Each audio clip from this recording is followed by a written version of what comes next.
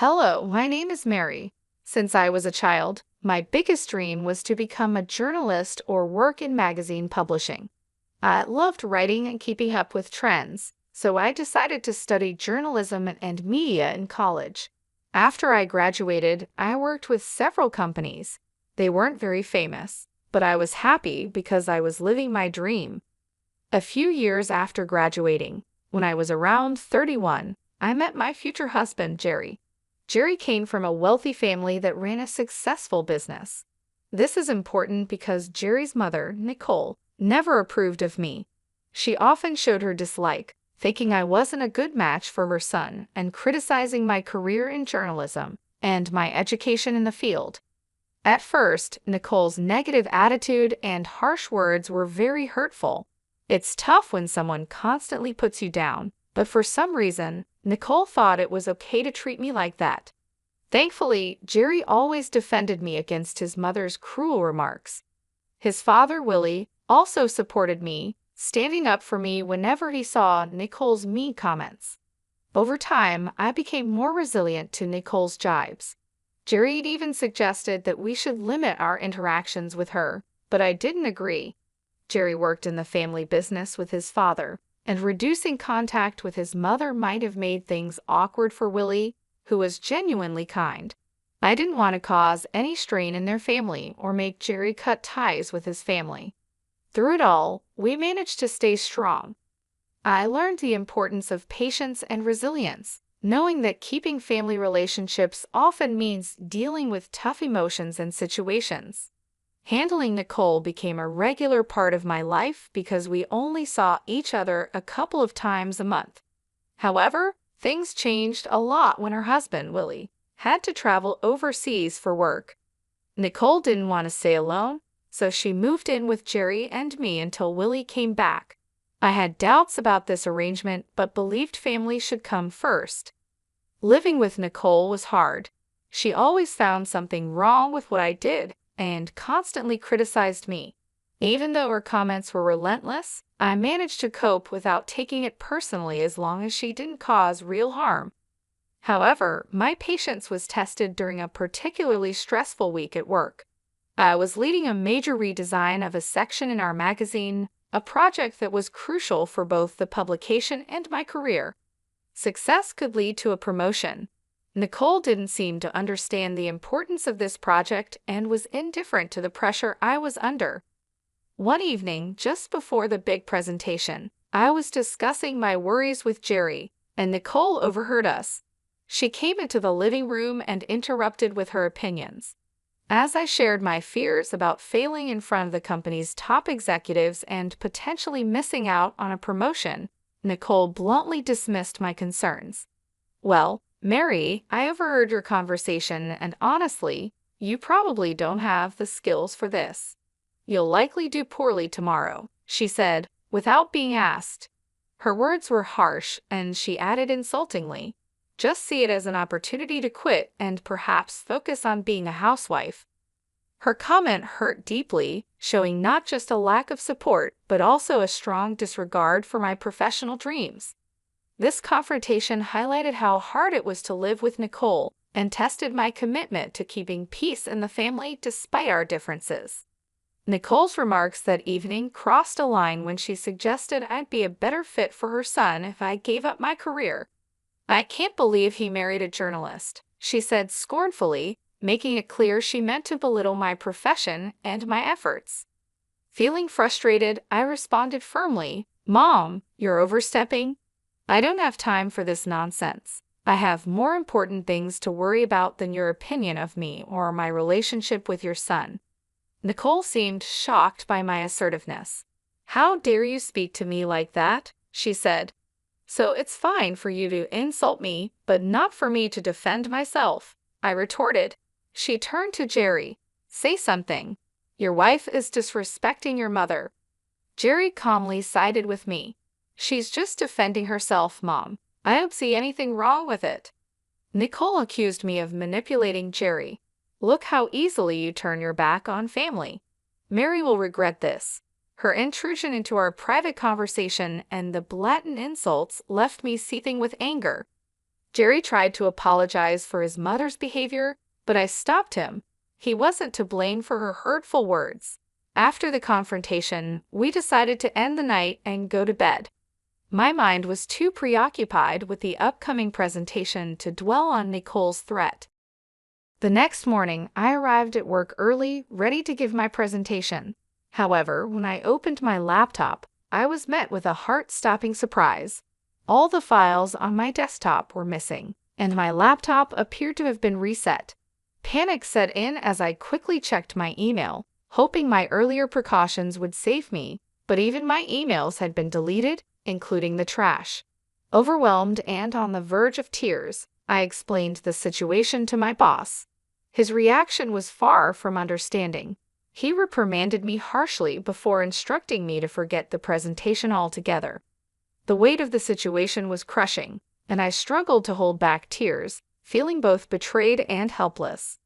When I discovered that my boss had a backup presenter in case I faltered, it became painfully clear that my prospects for advancement at the company were bleak.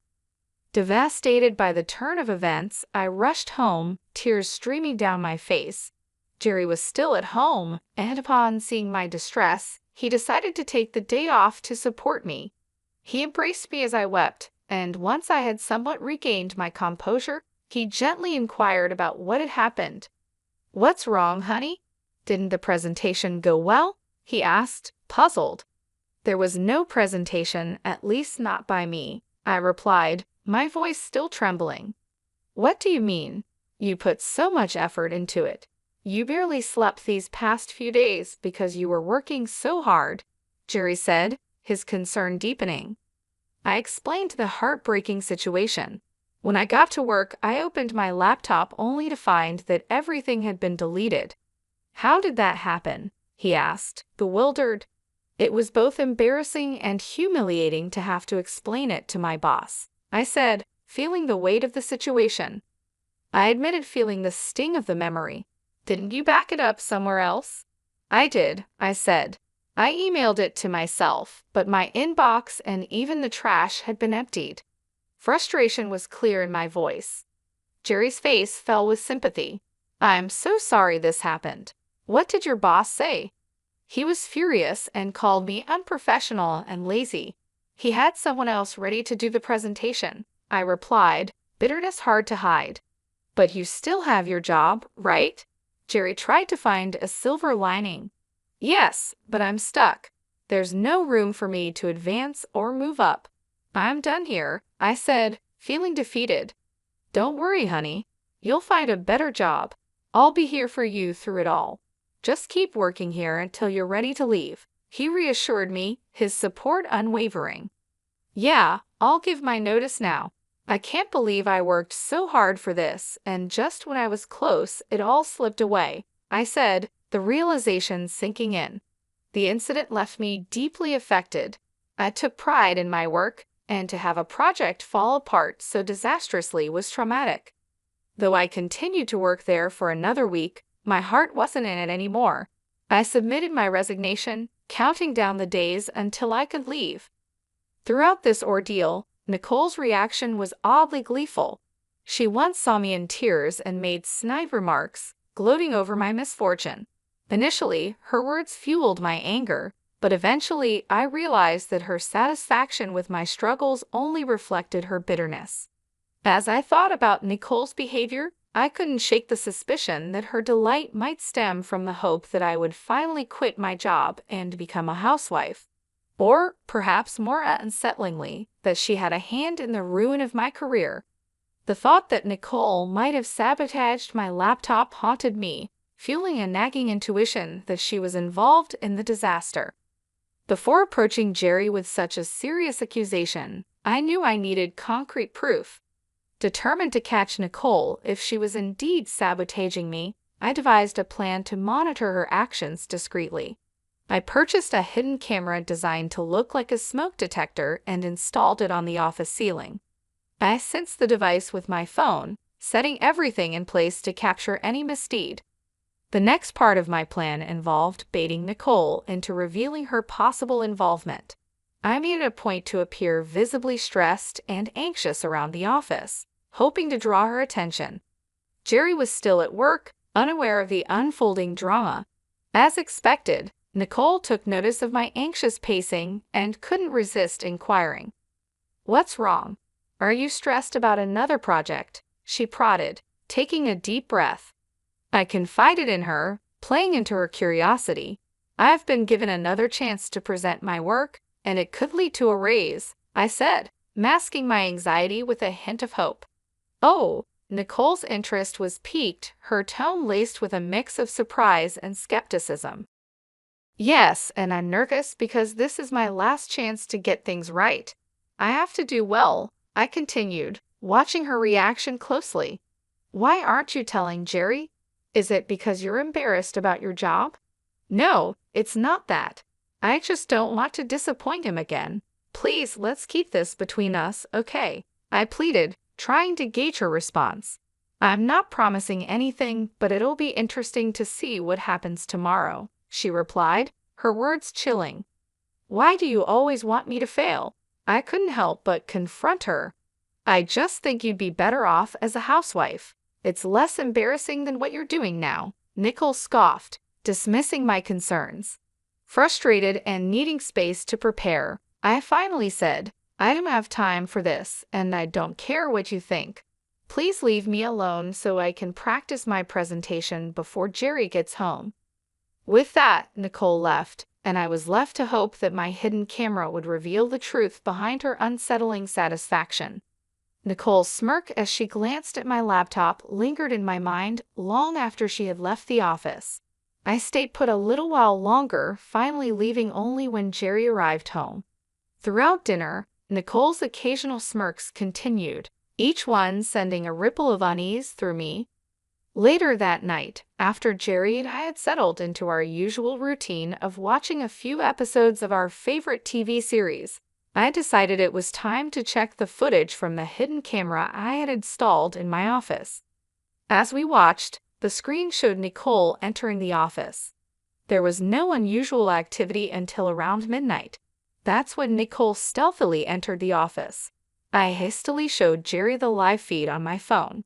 Initially puzzled, he soon watched in disbelief as Nicole tampered with my laptop, causing it to shut off and restart.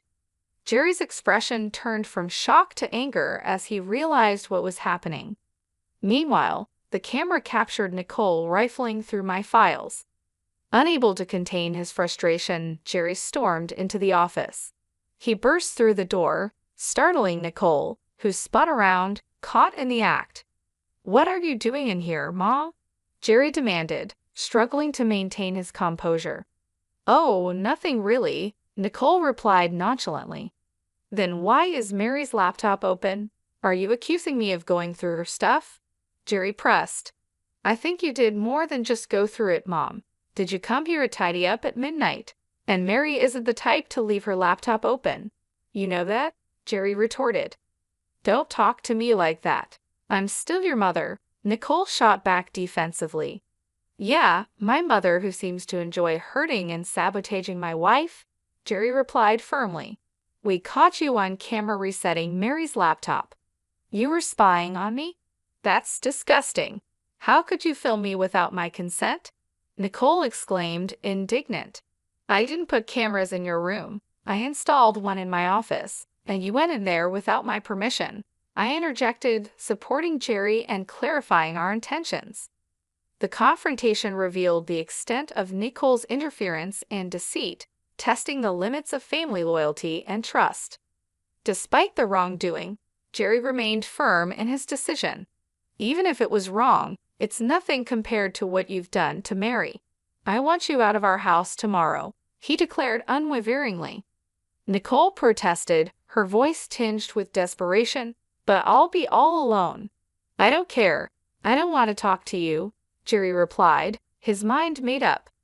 The next morning, Nicole tried to delay her departure by busying herself with breakfast preparations and washing dishes.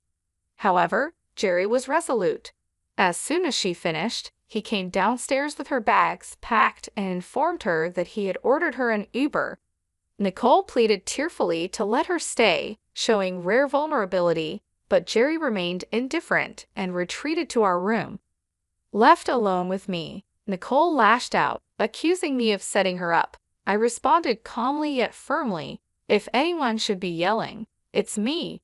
You're lucky I haven't shared the footage with your friends and family. If they knew what you did, you'd lose them all." My words silenced her. After Nicole's departure, I felt a profound sense of relief. Though still troubled by my job situation, I was confident in my ability to recover and excel. Jerry supported me wholeheartedly through it all. Once my notice period was over, I took some time off to rest and plan my next steps. I enrolled in courses related to different parts of my field, focusing on a niche that could propel me further. I decided not to expose Nicole because I wanted to rise above her negativity and prove my capabilities on my terms. With Jerry's connections, a benefit of his family's wealth, I secured several promising recommendations. His unwavering support, coupled with my experience, eventually led me to a breakthrough. I was appointed as the chief editor at a globally recognized magazine. The work was challenging but fulfilling. During this time, the goal of proving myself to Nicole faded into the background. In fact, during those transformative months, we had no contact with her at all. My journey to becoming chief editor not only marked a professional triumph, but also a personal liberation from the need to validate my worth to someone who had doubted me. Jerry continued to maintain a professional relationship with his father, Willie, as they worked together, but we heard very little from or about Nicole. Willie hinted that Nicole still harbored some resentment, though he remained tight-lipped about the specifics. Despite this, I was relieved that Nicole seemed to take my warning to heart. However, I knew a confrontation was inevitable, especially when I learned that both Nicole and Willie were invited to a significant company event I was attending. The party was a grand affair, attracting numerous prominent figures. Jerry and I made sure to look our best, aware that we were now both influential figures in our own rights. Upon our arrival, Willie and Nicole noticed us and waved us over. We approached, exchanging greetings. Nicole gave me a critical once-over and smirked. "Look at you, trying to fit in," she sneered. "Ignore her, Mary. You look lovely as always," Willie interjected kindly. "Thanks, Willie. How have you been?" I asked, trying to steer the conversation away from Nicole's snide remarks. "Yeah, how's unemployment treating you?" Nicole cut in, her tone sharp. "Wait, you're unemployed?" Willie asked, genuinely surprised. "Oh yeah, she messed up at her job, and they let her go. I've always said she's not good enough for our son. Look at her, she can't even keep a job," Nicole mocked with a malicious grin. "That's enough, Mom," Jerry intervened sternly. "Stop siding with her. It's bad enough having to see her everywhere. We wouldn't have to if you just left her," Nicole spat. Jerry shook his head, his patience worn thin. "We're done here," he said, taking my hand and leading me away from the confrontation. As we walked away, I felt a mix of emotions but also a sense of relief. Jerry's support meant the world to me, and together we faced the challenges with strength and unity. Nicole insisted stubbornly. "Okay, that's enough. Either you stop talking or I'm leaving," Jerry warned, his patience thinning. "But Mary, sweetie, if you need a job, let me know. It would be great to work with you," Willie offered sincerely. "That's kind of you, Willie, but I can't accept the offer," I replied, appreciating his gesture but choosing to decline. "Of course not. I told you she's lazy and incompetent," Nicole muttered under her breath. Just then, my name was called out, and the room erupted in cheers. I turned towards the small stage where the CEO was gesturing for me to come up. Excusing myself, I left Willie and Nicole. Willie looked amused, and Nicole, for once, was at a loss for words. Nicole looked both confused and angry as the CEO began his speech, praising my contributions to the company and my innovative ideas for the magazine. The room filled with applause and cheers, and soon I was asked to give a speech. Gratefully, I acknowledged Jerry's unwavering support and my colleagues' collaborative efforts that had significantly shaped the magazine. I concluded by thanking an unnamed critic whose skepticism had unwittingly spurred me to excel. As I stepped off the stage, many congratulated me and curiously inquired about the critic, but I chose to keep that detail private. I rejoined Jerry, Willie, and Nicole at our table. Jerry embraced me warmly, his pride evident, while Willie also stood to congratulate me with a hug. Nicole, on the other hand, could only offer a cold glare. "Oh, Mary, this is incredible. I can see why you wouldn't want to work with us," Willie remarked with genuine admiration. "Thanks, Willie. Although I'll admit, if you'd offered me the job about 9 months ago, I might have taken it," I responded, reflecting on the past. "You should have. At least then you'd be paid more," Nicole retorted sharply, her tone dripping with sarcasm. "Paid more? I could never put a price on this," Willie quickly replied, defending the intangible rewards of my current role. "Right, she's not worth all that money," Nicole scoffed dismissively. "No, I mean I couldn't match what she's earning right now," Willie corrected, hinting at my substantial earnings. "What do you mean?" Nicole asked, her confusion apparent. "Do you want me to tell her, Mary? It might come off as boasting," Willie offered. "Sure, go ahead," I said, smiling. "Nicole, Mary's salary as chief editor is well above what we could have offered. She's making more than enough and doing a fantastic job," Willie explained. Nicole's eyes widened in shock. "Oh, I see," she mumbled, her tone subdued. I smiled, feeling a sense of vindication. My hard work and determination had paid off, and now even Nicole couldn't deny it. "Say it, Willie," I offered, looking at him for permission. "Mary makes at least 5 times more than I do in her current position," Willie revealed, causing Nicole's eyes to widen. "Oh yeah, she must be making way more than Jerry or I could ever imagine," Nicole exclaimed, her tone shifting from disbelief to grudging acknowledgement. "That can't be right. You must be mistaken," Nicole insisted, still struggling to accept the reality. "He's not mistaken, Mom. I did mean it when I thanked you. You've been nothing but a bully to me, and I hope seeing me more successful than anyone in your family stings. Anyway, I have other people to talk to." "Excuse us," I said firmly, ready to move on from the negativity. "Nicole, Willie, feel free to join us anytime.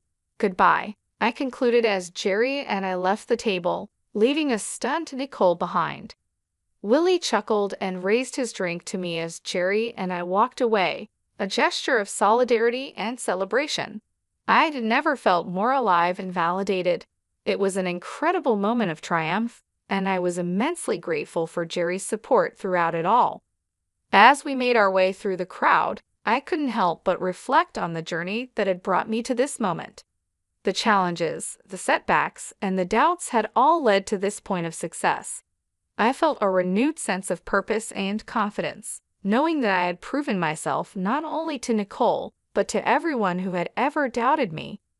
Jerry and I found a quieter corner of the venue where we could enjoy the rest of the evening. He looked at me with pride in his eyes and said, "I'm so proud of you, Mary.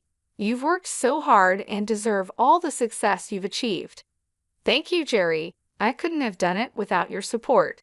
You've always believed in me, even when I doubted myself," I replied, feeling a wave of gratitude. We spent the rest of the evening mingling with colleagues and friends, celebrating my achievements. The event was a blur of congratulations, laughter, and heartfelt conversations. Each person who approached me to offer their well wishes reinforced the fact that I had truly made it. My hard work and dedication had paid off, and I was now standing on solid ground, both professionally and personally. Later that night, as we returned home, I felt an overwhelming sense of relief and accomplishment. The weight of Nicole's negativity had been lifted, and I knew that I had finally broken free from her influence. Jerry and I talked about the future, dreaming about the possibilities that lay ahead. We were both excited about the new opportunities and challenges that awaited us. In the following weeks, I settled into my new role as chief editor with renewed enthusiasm. The work was demanding, but I thrived on the challenges, knowing that I was making a significant impact. My team respected and supported me, and together we pushed the magazine to new heights. The sense of fulfillment I felt each day was unmatched, and I knew that I was exactly where I was meant to be. Nicole's absence in our lives was noticeable, but it brought a sense of peace. Jerry continued to work with his father, Willie, and their relationship remained strong. Occasionally, Willie would provide updates on Nicole, hinting that she still harbored some resentment. However, these updates were few and far between, and we chose not to dwell on them. One evening, as Jerry and I sat on our porch, enjoying the quiet moments of the day, he turned to me and said, "You know, Mary, I'm glad we stood up to Nicole. It wasn't easy, but it was necessary. You've shown incredible strength and Nicole through it all." "I couldn't agree more," I replied, smiling. "We've come a long way, and I wouldn't change a thing.